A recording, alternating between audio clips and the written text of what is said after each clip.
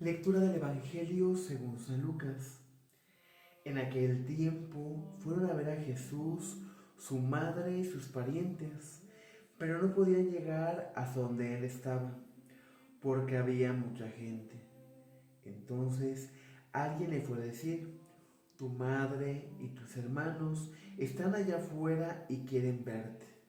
Pero él le respondió: mi madre y mis hermanos son aquellos que escuchan la palabra de Dios y la ponen en práctica. Palabra del Señor. Gloria a ti, Señor Jesús. Muy buenos días, mi querido hermano. Deseo que te encuentres en la paz de Cristo.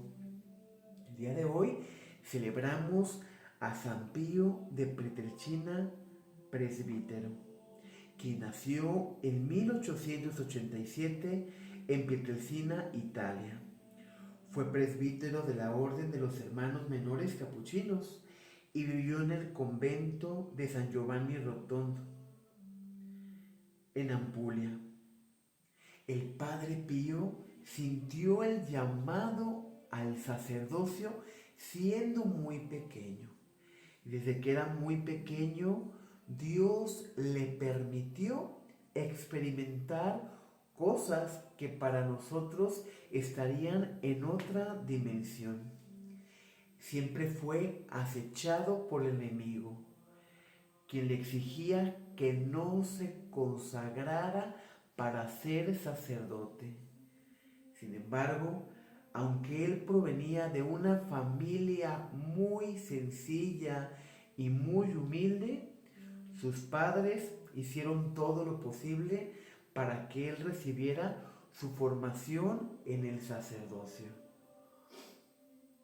El Padre Pío se caracterizaba por dedicar largas horas al sacramento de la reconciliación. Pasaba hasta más de 20 horas en el confesionario. Dios le permitía ver aún más allá de lo que los feligreses le pudieran expresar.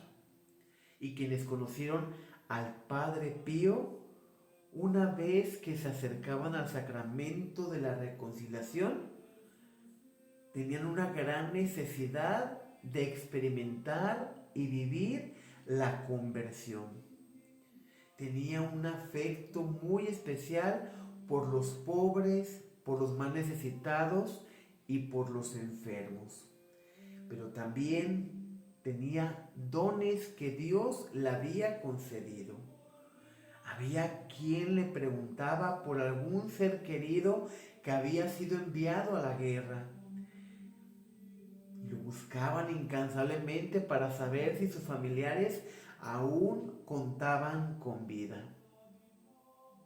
También dentro de la comprobación, cuando a él lo beatifican, se descubrió que el Padre Pío podía estar en dos lugares al mismo tiempo, así como Dios le permitió por durante 50 años vivir los estigmas de Cristo.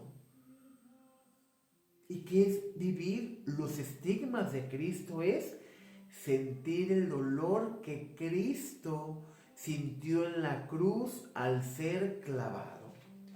Por eso, en algunas imágenes que a él le representan, vemos que tiene cubiertas con unos guantes sus manitas.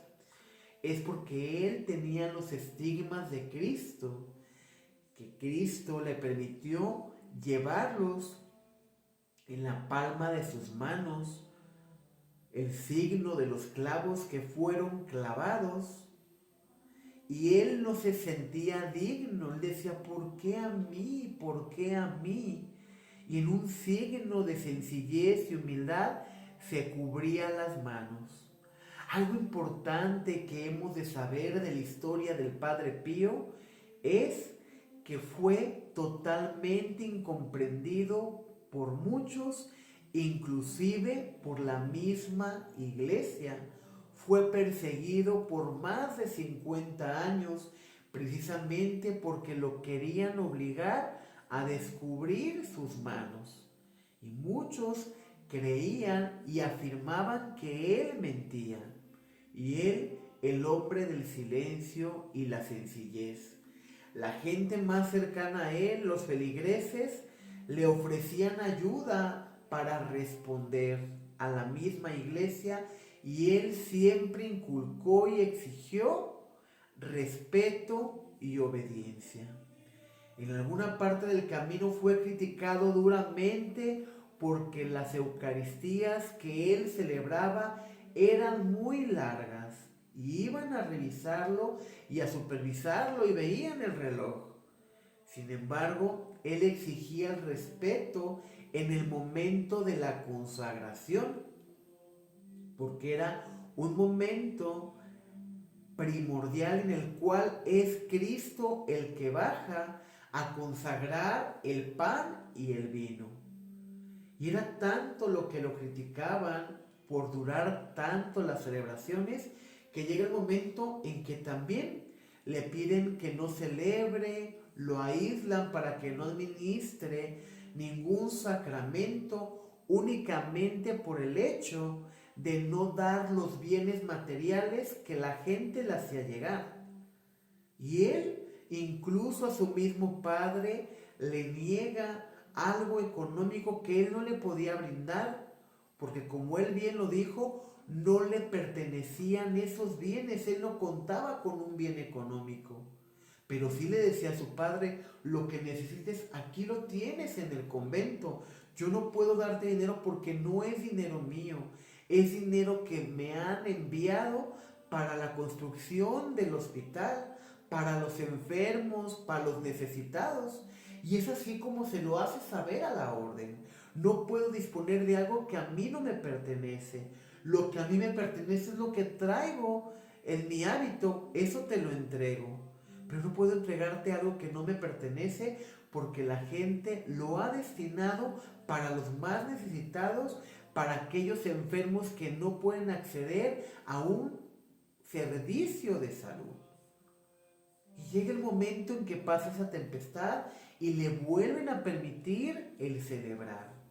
Pero a pesar de ser perseguido, a pesar de ser juzgado, a pesar de ser criticado, jamás desistió en el sacerdocio, en servir a Dios y servir a la iglesia.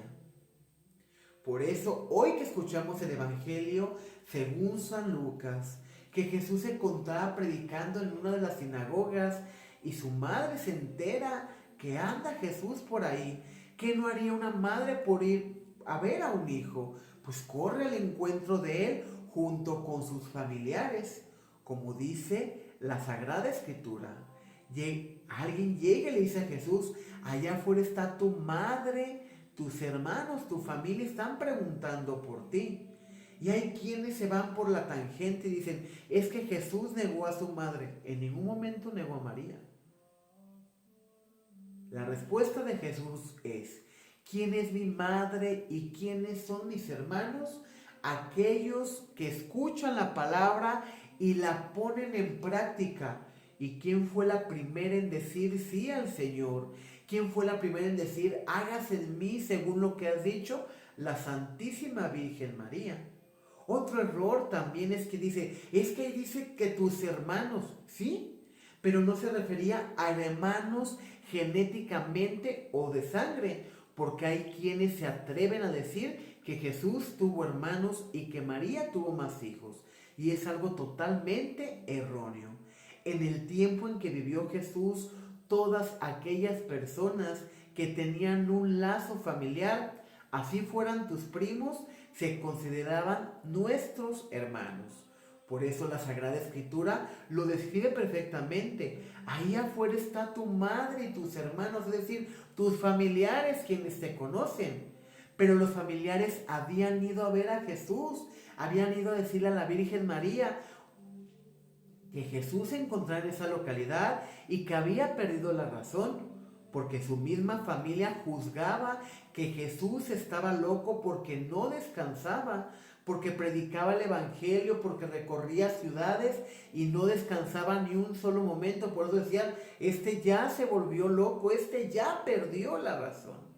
Y precisamente en la historia del Padre Pío vemos cómo se refleja el Evangelio de hoy. En el momento que Jesús dice, ¿quién es mi hermano, mi hermana, mi madre? Aquel que escucha la palabra y la pone en práctica. El Padre Pío escuchó la palabra, dejó desde muy pequeño a su madre, a su padre, a sus hermanos por seguir a Cristo.